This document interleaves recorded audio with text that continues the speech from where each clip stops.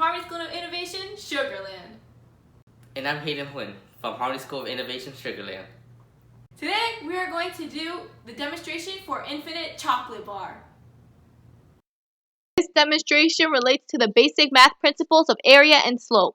As we are cutting the diagonal line, the slope of the side of the piece of chocolate stayed the same, allowing us to rearrange the chocolate and retain its shape while changing the area.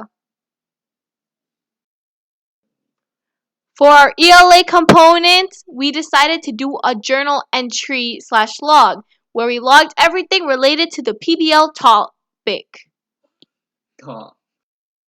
October 9th, our AP Calculus teacher announced the opportunity to complete a PBL project. We decided to do our project on the infinite chocolate bar demonstration.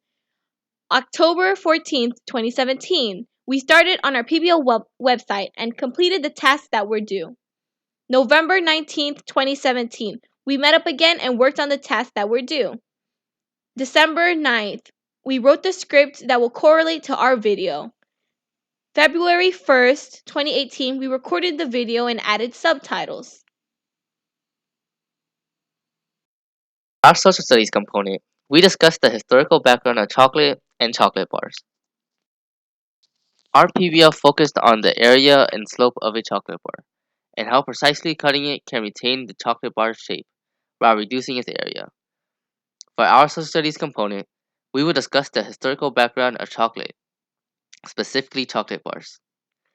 The history of chocolate bars can be seen in 1847, where a man named Joseph Fry found a way to mix cocoa powder, sugar, and cocoa to create a liquid that could be inserted into a mold, which created a chocolate bar. In the early creations of chocolate bars, the preferred flavor was bittersweet chocolate.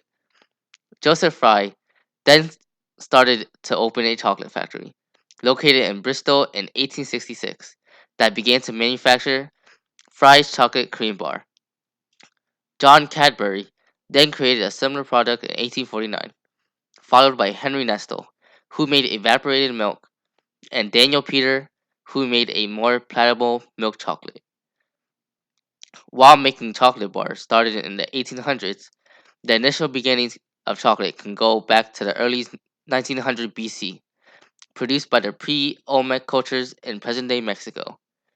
Their initial creation of chocolates included cacao beans, which they ground into a paste and mixed into water, vanilla, honey, chili peppers, and other spices. This then created a chocolate drink. The Olmec, Mayan, and Aztec civilization found the chocolate drink to be an energy drink as well as a mood and sex drive enhancer. They also thought the drink possessed magic and spirits. In the Mayan culture, they even worshipped a god of cacao and saved chocolate for rulers, warriors, priests, and nobles at sacred ceremonies. Thanks for watching.